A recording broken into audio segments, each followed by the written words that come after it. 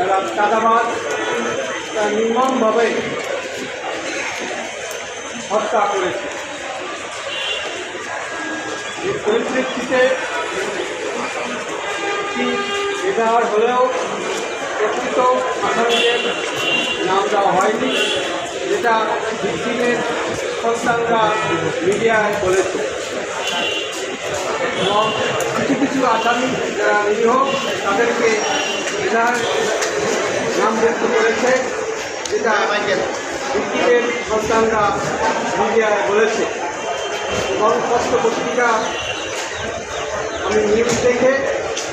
মিডিয়ার সন্তানদের বক্তব্য দেখে আমি আজকে রিট পিটিশন দায়ের করেছি এবং সেই দিকে আমি পেয়েছি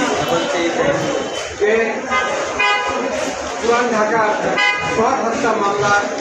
যে নির্মমভাবে হত্যা হয়েছে সেই হত্যা কীভাবে ঘটল এবং তারা যে আসামি হবে এ বিষয়ে তদন্তের জন্য আমি প্রার্থনা করেছি এবং এর সাথে সাথে যারা মূল আসামি ভিডিও ফুটেজ দেখে তাদেরকে গ্রেফতার করার জন্য আমি পিটিশনে চেয়েছি এবং আসামিরা যাতে সহায়তা করতে না পারে এজন্য বাংলাদেশের এয়ারপোর্ট যেখানে যেখানে বন্ধ রেড অ্যালার্ট জারি করার জন্য আমি প্রার্থনা করেছি এবং সোহাগ হত্যা মামলা যারা ভিকটিম তাদের সন্তান বা পরিবার তাদেরকে যাতে যথাযথ ক্ষতিপূরণ দেওয়া হয় এ বিষয়ে আমি প্রার্থনা করেছি এবং সাথে সাথে এই সোহাগ হত্যা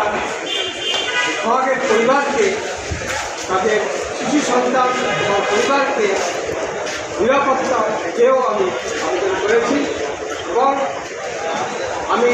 এই সোহাগ হত্যার মামলার বিষয়ে আমি বাংলাদেশের সকল জনগণের নিরাপত্তার এনশিওর করার জন্য